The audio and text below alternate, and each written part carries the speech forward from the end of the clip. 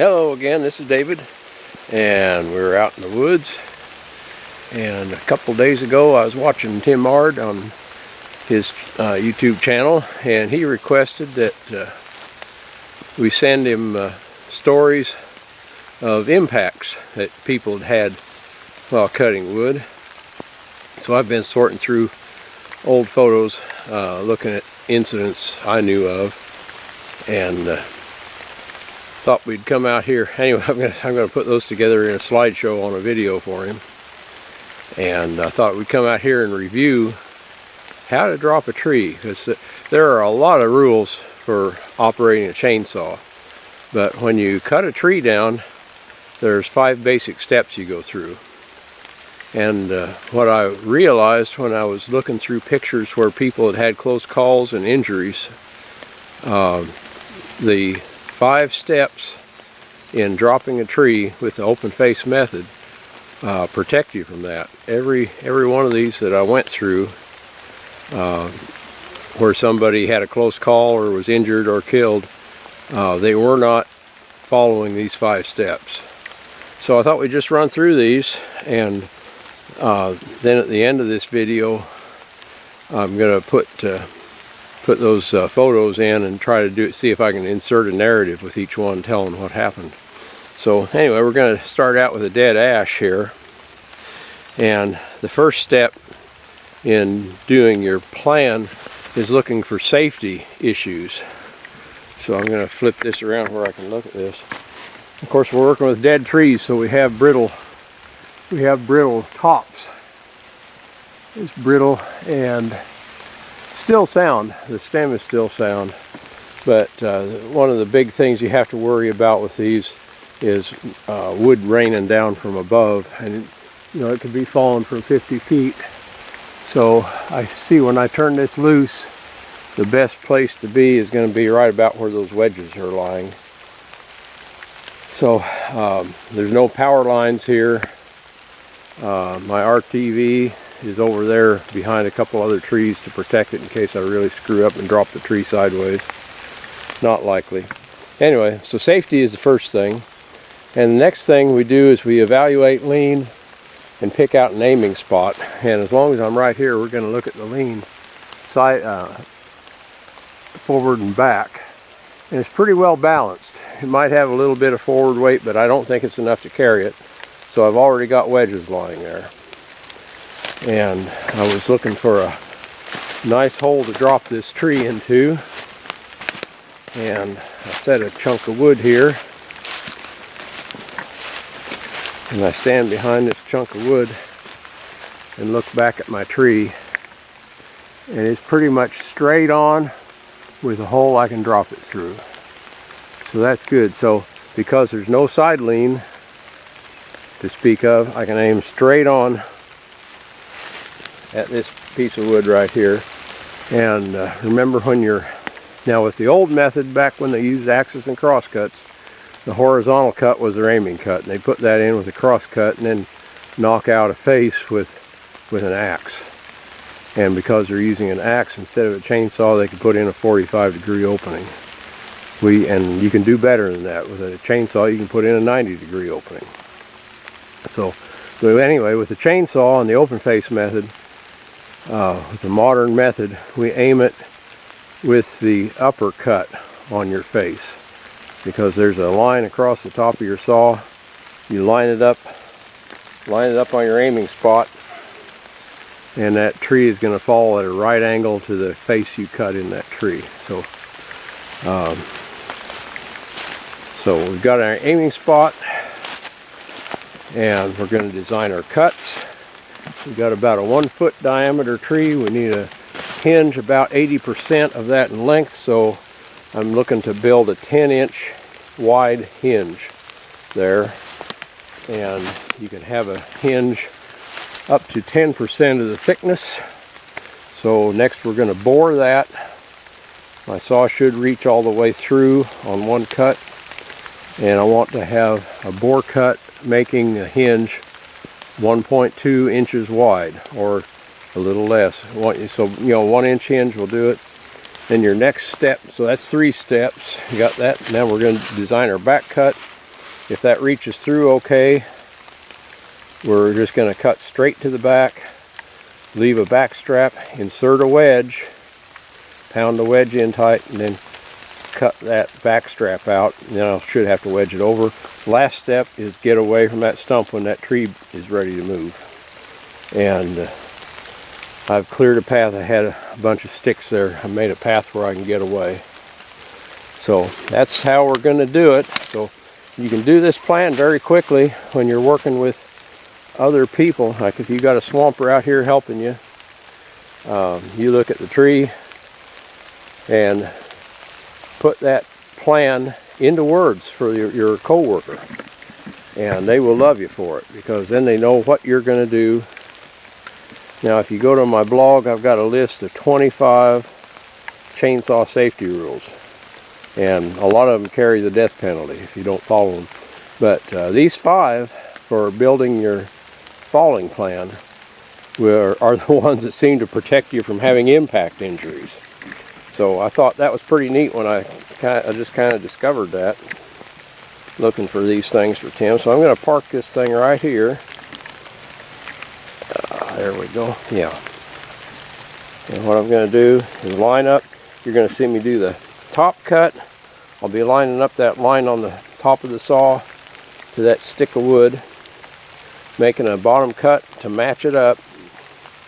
I'll be boring it to create the hinge, cut out most of it, of the back, stick a wedge in, cut out the rest of the back, wedge it over, and then I escape. That's our plan. So here we go.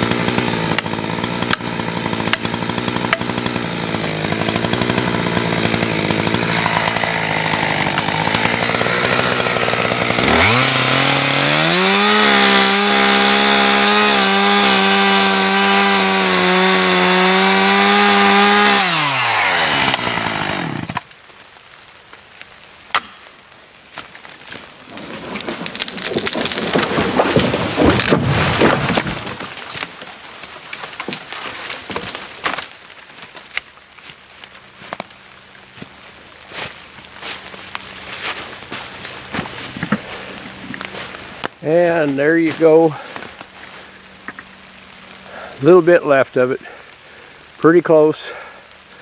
Okay, I've got wood to work up now. And after it falls, don't rush in there. Hang back. If wood was flying after that went ka-thump. And anyway, so we're going to put a collection of photos after this. Those are the steps. If you follow those steps, you're very less likely to have an impact injury out here. You can see there's the face we took out. The two sides met on that. I got a hinge about 1 to 1 1/4 inch thick. I cut that out. Cut that out. Put a wedge in here. Cut out the rest. And before I could even tap that wedge, it was starting over. It was wonderful. Okay, I'm going to get off here and make some wood. Thank you very much.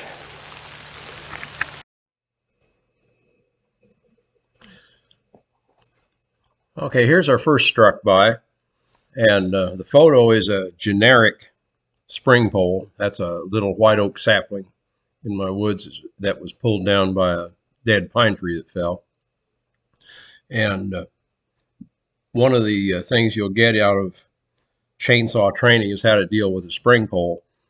And I'm going back over 35 years for this little story, but a good friend of mine was out cutting firewood, and he had a spring pole happen, and he wasn't trained on, none of us were trained on how to deal with spring poles back then. And he cut it on the tension side. I don't know if he cut it high or low, but he cut it on the tension side, and that thing popped up and hit him right in the face, busted his glasses, blacked his eyes, and knocked him out for a while. He didn't know how long he was out, but it actually knocked him out. He came in, he was bloody and lost his glasses. He couldn't see at all to find his parts of his glasses. And anyway, that was a good lesson. And I take spring poles very seriously. And of course, we know you look on the upside and the downside, draw a line, and go to the angle in that line and split it, and then cut the compressed side on the inside of that spring pole. And it's easy to prevent injuries from that.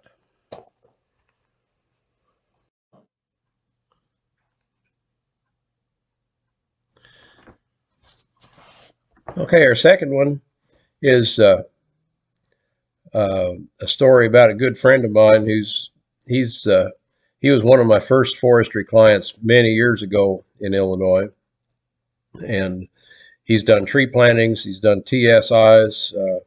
His business now is mostly doing tally work and managing timber sales, and he gave up chainsaws after this incident. Anyway, you'll see in the picture, that's me out on a pond on a very cold January day cutting firewood. And the reason I use that picture, I don't have a picture of the site where this happened to Terry, but while he was out there suffering in the cold and snow, I was cutting firewood, having a great time. But Terry never learned how to go through the steps of cutting a tree properly. Most of the time he would just do a match cut. He'd cut on one side of the tree and cut on the other side, and until it fell over. And he got away with that until this event.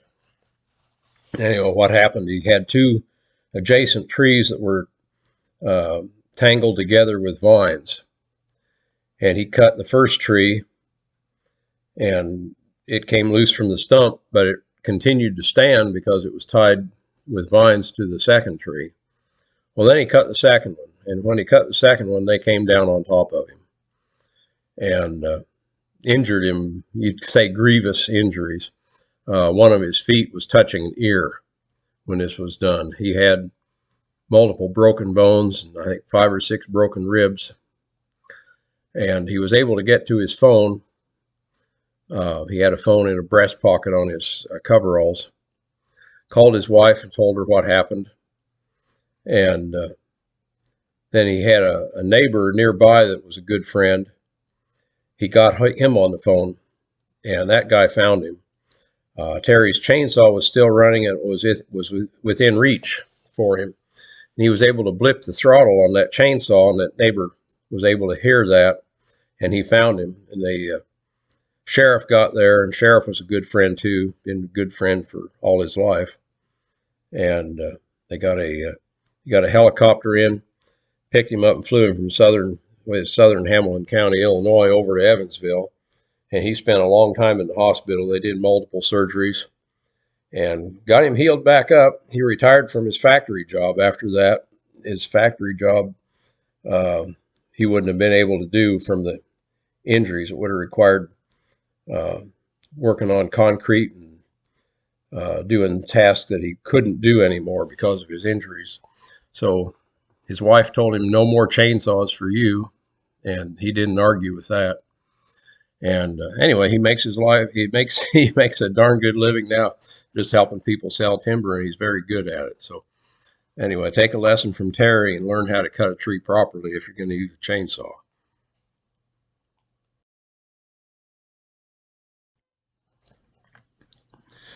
Okay, our next one is a little talk about barber chairs. And I kind of have a collection of barber chair photos that from working in the woods for many years. And we'll start out here. I'm gonna kind of split these several pictures up on this narrative. This first one is a nice black oak pole, really nice tree. I was looking at some timber for a lady up near Mount Vernon, Illinois, and she'd let some guy come in and cut firewood. And don't ever do that, because they don't cut your junk trees, they cut your good ones. Firewood cutters want nice straight trees. And this guy didn't know how to cut a tree. You see, he just cut it from one side until that tree barber chaired. And destroyed a good tree, and then he didn't know how to get it down, so it's just standing there in the woods. But it's not just firewood cutters, it's loggers too.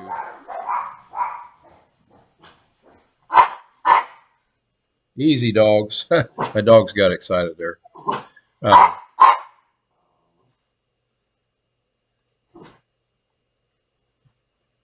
Okay, and loggers do that too.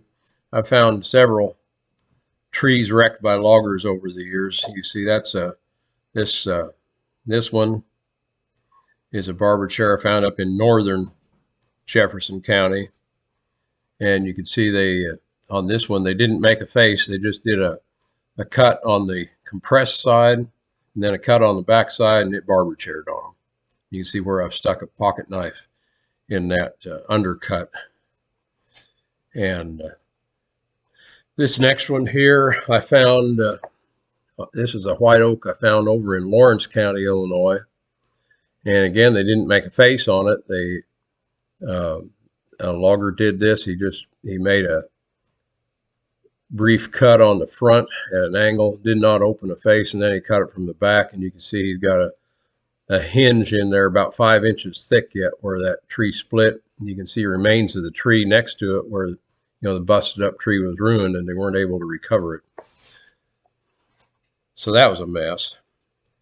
And then I've got I had one guy doing TSI that left these kinds of barber chairs all over the place. He'd cut on one side, cut on the other, not get it down, and leave a barber chair up. And I got tired of seeing this guy's work. And this one, this is an interesting barber chair. One of my forestry people, he was a farmer with a lot of timberland, and he decided he was going to go into the logging business when he wasn't busy with his row crops. And I offered to teach him how to drop a tree properly. He said, "Oh no." He named the logger. I'll call him Jake Leg. He said, "This guy taught me how to cut a tree down." And again, it was cut on one side, do a match cut on the other. And he would leave these things in his woods. Here, the hickory tree he tried to cut down.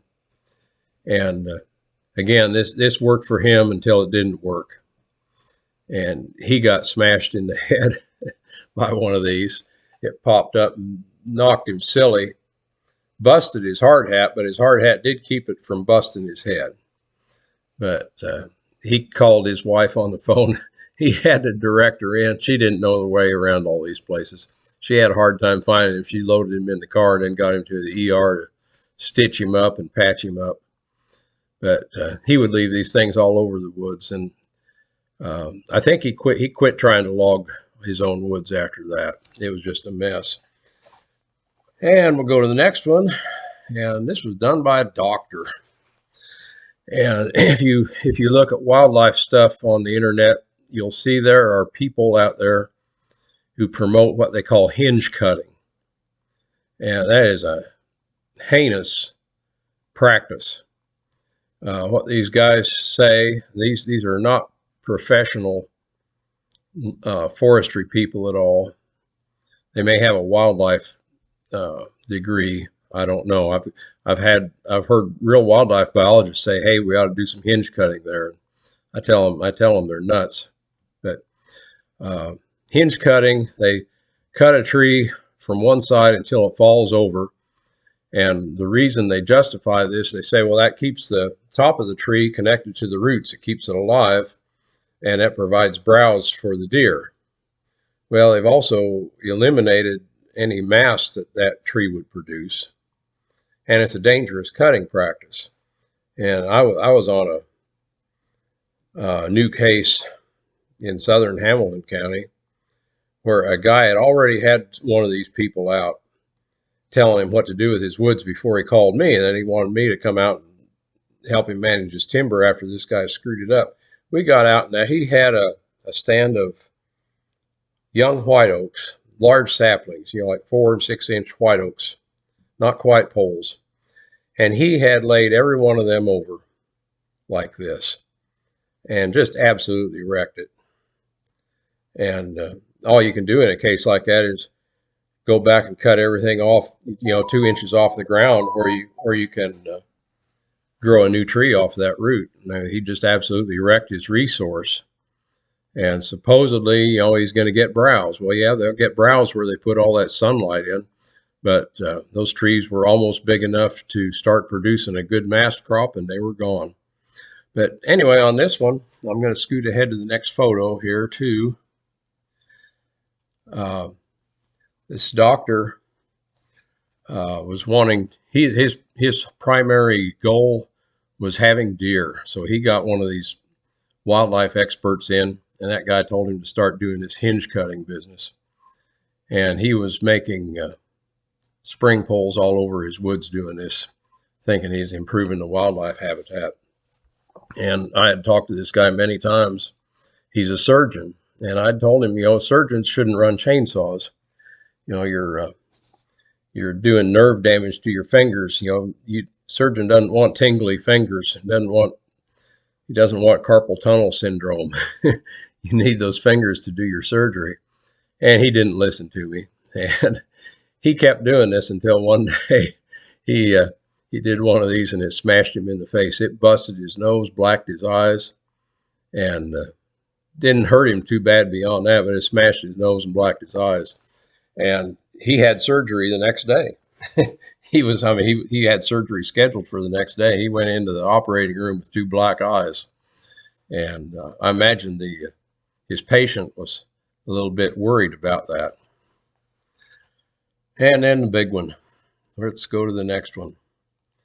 This is the one I call the death barber chair. And anyway, game warden came to let me check, make sure this thing's still recording. Yeah, still recording. A game warden came to my office one day and asked me to take a ride with him. Wanted me to go out and look at a logging job with him. So I hopped in. He didn't tell me much about it, but we drove out in the bottoms near Golden Gate, Illinois, and going up a woods road. It wasn't a paved road, woods road, but it was dry. And we were going up through a logging job, and I asked him to stop. I could see it was a mess. I asked him to stop and let me look at a few trees that were on the ground. Got out there, and this guy, pin oak, red maple, and pecan, a lot of pecan, and he was busting a lot of pecans, the logger was. He wasn't using any hinging at all. He was just basically cutting the trees loose, and they were falling, so you'd have a fork hit the wrong way and busted a log, and he wrecked a lot of good logs in there. So anyway, the game warden took me up to this stump and asked me to tell him what happened here at this stump. And that's all he told me, to tell me what happened here. So anyway, if you look at this stump, you'll see on the left side of that stump, you can see a little pie cut laying on the ground. And that was the notch taken out on that side of the stump. And you could look at the stump and see where that notch was taken out. And then from there, that logger cut back through that open face to the far side of the tree. And that is a spring pole behind the tree where that tree Barber chaired. And you can see where it Barber chaired. You can see kind of a ledge there. That tree Barber chaired at that point. So I pointed that out to the guy. I said, told him that logger wanted that tree to go to the left side of this picture because he cut that notch out. People assign magical properties to a wedge cut out of a tree. They think the tree's going to go there if you make that. And he cut that out, but then instead of making a hinge and wedging the tree over, he just cut back from there. When he got back to that ledge on the stump, that tree split and broke over to the right of this picture. And it was a tall spring pole. And you could see where the top was of that tree. That after that tree had tipped over a good ways, it had rotated around counterclockwise. If you're looking down on the top of this stump, that tree rotated counterclockwise on that spring pole because it ran into other trees. And then I could see where the log had been. In fact, you can see a little bit of wood on the far right. You can see where that log had been severed from the crown. And so that, so the log rotated around about 90 degrees or more before it hit the ground. And I said it fell here. You can see where the guy bucked it up after it was on the ground. He had to cut the spring pole loose off of it. And anyway, the game warden said to me, "Well, that's what the guy said. That's what the dead guy's brother said." I said, "What dead guy?" He said, "Well, the logger got killed here. The guy that cut this was dead." And what happened when this thing twisted around, the guy who cut it tried to get away. His escape was blocked by a logging slash that he hadn't cleared out of a path. He got to that logging slash and he couldn't go. He stopped, and the butt end of the log of this tree hit him on the back of the head and smashed his head in.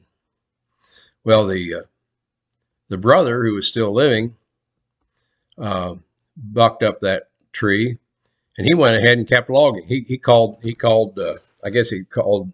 I don't know if he called the sheriff or called 911 or who, but he called people. But he kept working, and he had removed the log from this scene before anybody showed up. And so their question was this guy's story legit, or did he murder his brother? And I'm glad they didn't tell me that ahead of time. I looked at the scene and analyzed it, and I had no clue that there had been a dead guy laying there where that tree had come down. But that's what it was. And they said, they thanked me for analyzing that. And I guess that report went to the coroner. But anyway, I call that my death barber chair.